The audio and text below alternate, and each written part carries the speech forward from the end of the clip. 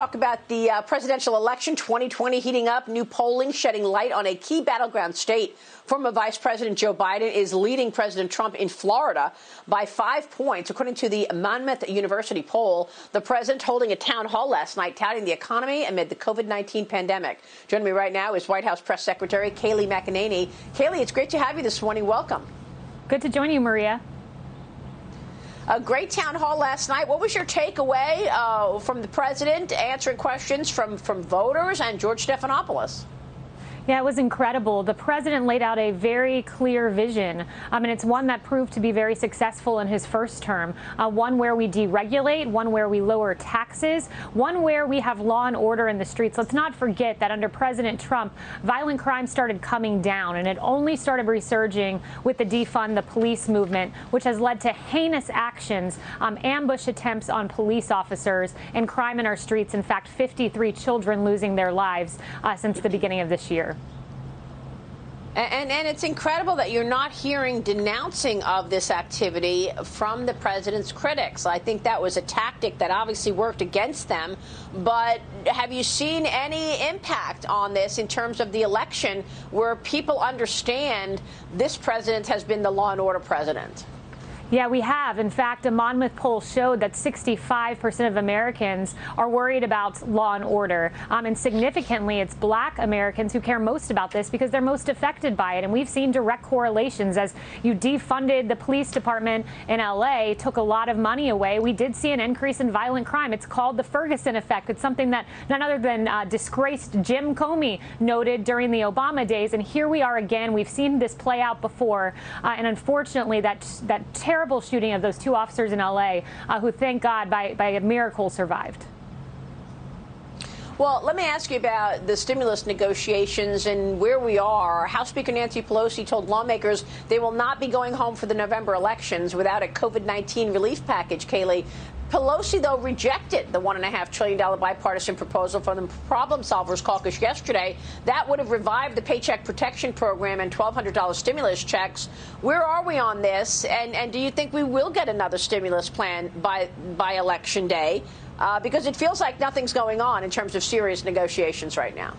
Yes, well, Speaker Pelosi has been fundamentally unserious this whole time. She got a lot of heat when she vacationed, went to a hair salon that was not open to the general public. So now she's trying to save face by saying her members won't leave town. But what can tell you everything is on a call yesterday, reportedly Pelosi got a ton of pushback from her members, from moderate Democrats who are saying this is unacceptable. We have been, the Chief of Staff Mark Meadows, Secretary Mnuchin have been on the Hill offering proposals, giving them more than they asked for in school funding, for example, to which she would reject. She doesn't want to give this president a win before an election, and shame on Nancy Pelosi for not helping unemployed Americans.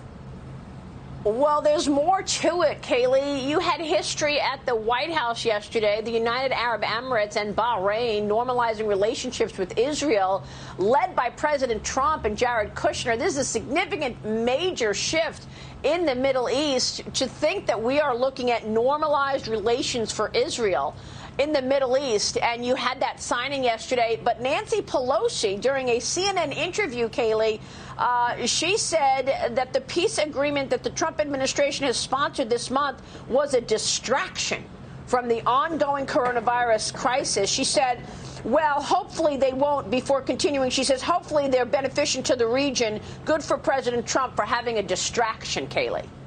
And Nancy Pelosi is disgraceful. Even the other candidate, Joe Biden, has noted what a historic deal this was, because there's no denying the fact that in 29 days, you have seen 3 peace deals. In addition to these, the Israel, Bahrain, and Israel, United Arab Emirates, you had Serbia, Kosovo. This is a very big deal. This hadn't happened in a quarter of a century, and President Trump did it twice. This is big. The media said it would never happen. They said we would be in disarray after the embassy was moved to Jerusalem. Quite the contrary. Instead, we have peace in the Middle East with these 3 countries. And now the president nominated for 2 Nobel Peace Prizes.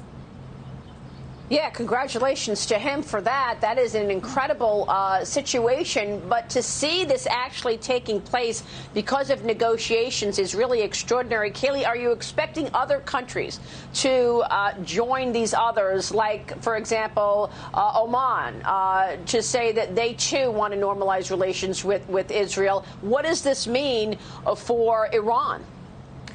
We are expecting to see other peace agreements in the near future. And this is bad news for Iran. You had a president who came in, who tore up a nuclear deal that would have permitted Iran to get nuclear weapons as the sunset provision was reached. And now you have an Iran that no longer has that nuclear deal, that has been isolated on the world stage because we're making peace agreements between Israel and Arab nations. Iran has never felt more pressure when you include the sanctions as well. This president knows how to stand up to our enemies and encourage our allies to end decades-old conflicts. Did you get pushback from the media on this in any way, Kayleigh? You've been great pushing back on some of the critics in your media briefings. What has been the sense you are getting from media on this story? So you've done a very historic thing when the media ignores it.